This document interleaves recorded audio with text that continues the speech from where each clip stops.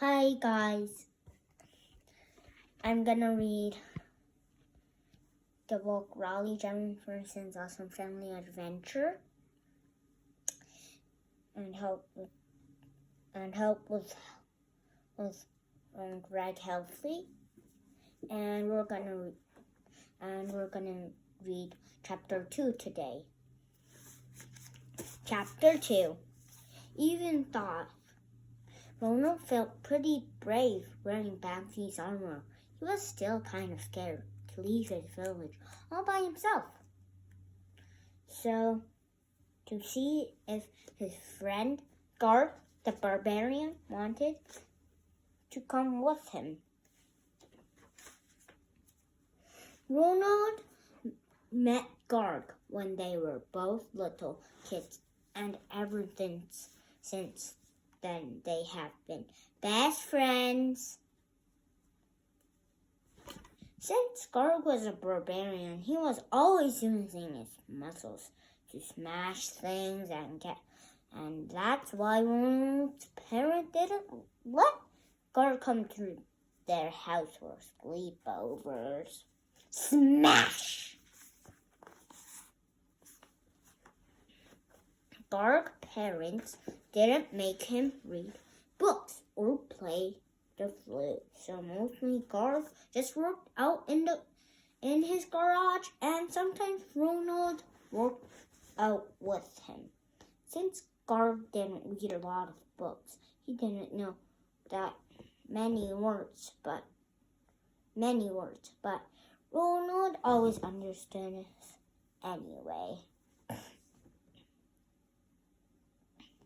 Garth hungry, Garth happy.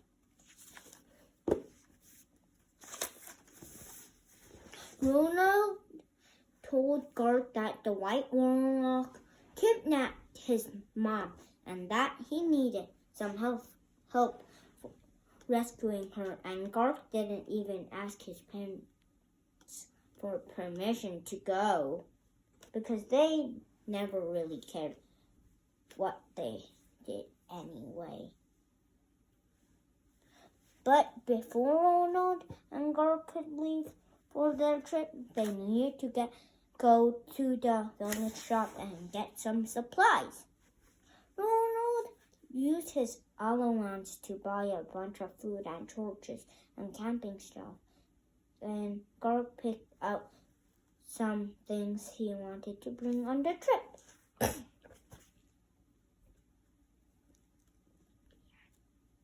Ronald asked Garth to chip in, but as usual, Garth didn't have any money. The guy at the shop said Garth was going to need some armor if they were going on a dangerous journey, but Ronald explained that Garth doesn't wear a lot of clothes because he likes to show off his muscles. Ronald used his last gold coins to pay for a map of the world outside the village, and even thought Ronald was nervous about leaving the village that he'd lived in his whole life. He was pretty excited too. Salty Sea, Rusty Messes, Ronald Garth Village, Main Road, Shifting Sands Desert, Punny Pond, Hollow Hills, Troll Town, Salt Flakes, Razor Range, Partridge Pools, Only Lake, Lava Lagoon, Rock Ridge, North Pole, Mines of Murloc,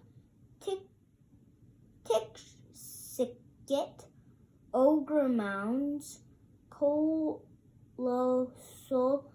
Canyon, Frigid River, Harp Pond, Ice Marsh, Sugar Top Mountains, Ice Fortress.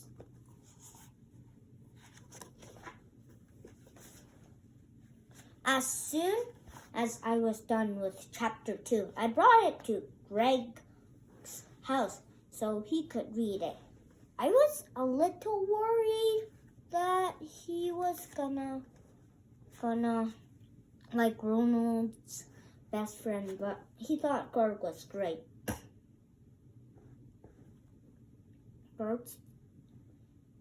Greg said Greg would make an awesome action figure who could say different parades when you press down on his head. Greg action figures says parade, says 3 parades. Greg happy, Greg angry, Greg gassy.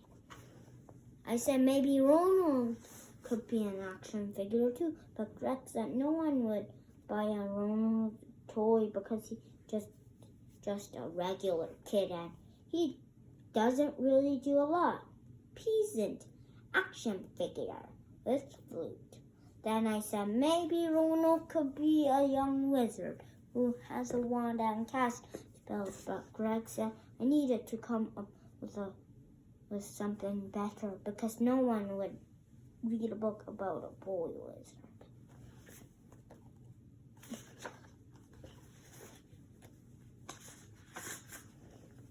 Greg said Ronald needed to be tough, like Garg. He said boys would like Garg, but girls would be in love with him, and they put Garg posters in their bedrooms.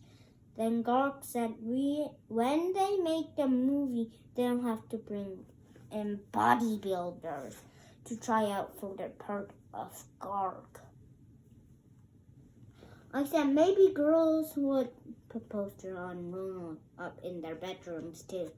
And Greg said, yeah, maybe after Ronald hits puberty and gets braces. Greg told me once I finished this book, I should write a prequel where Garg is a baby, and that way we could sell dolls and make millions of dollars. Baby Garg. Garg wet.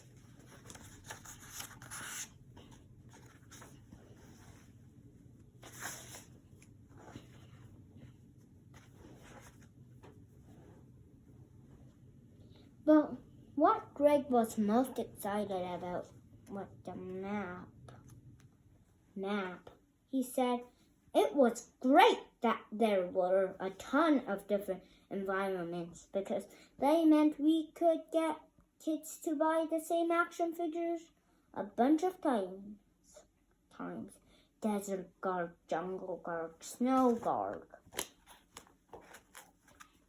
And Greg said we could sell all sorts of places for the action figures because that's where the real money is. Salty Sea playset. He said his only problem with the map is that it doesn't make a whole lot of sense. He said, I can't have a desert right next to a snowy because that's not the way things work in real life.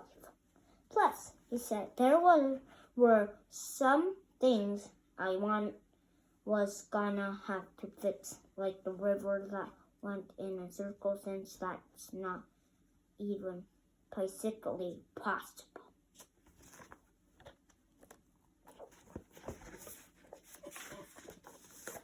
But I said, it was a lazy river and it's magic. And I told him my story is fantasy, so it doesn't have to make sense anyway. Greg said if this is supposed to be fantasy, then I can't have real places on the map, like the North Pole. But I told him I put the North Pole on there because I'm hoping Ronald and Garg might get to visit Santa Claus at his workshop. Greg said if I put Santa Claus in the story, he was gonna quit. Then Greg told me he didn't really care what was on the map as long as the next chapter is not just about Garg and Bruno shopping. And I told Greg not to worry because now the adventure is about to start for real. But hopefully Ronald and Garg get to meet Santa somewhere on that journey because they would be pretty cool. Chapter 3. That's it for today, and I'm gonna read chapter 3 tomorrow. Bye.